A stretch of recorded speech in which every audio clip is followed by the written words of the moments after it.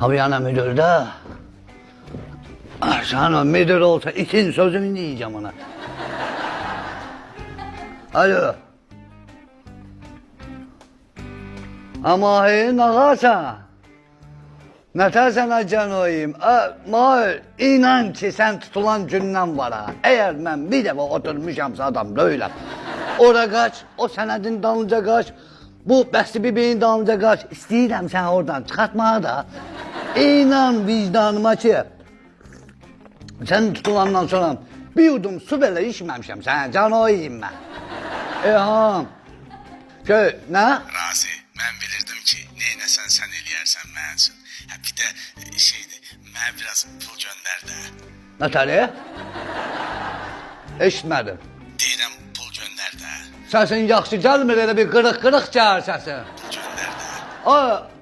Alo. Biraz pul göndər də mənə. Nə pis yerdən zəng vurmuşsan sən? Razi, divanın altına pul qoymuşam. Hala pul qoymuşsan? Divanın altına? Ha bir deyir, görək hala.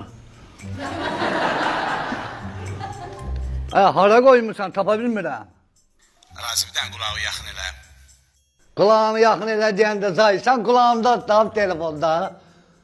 Tüh sənə Razi. Sən öyle abi 3D abi da kulağım sulandı ya mən. Sənə qaymaz var, mən nə hayda, dur bir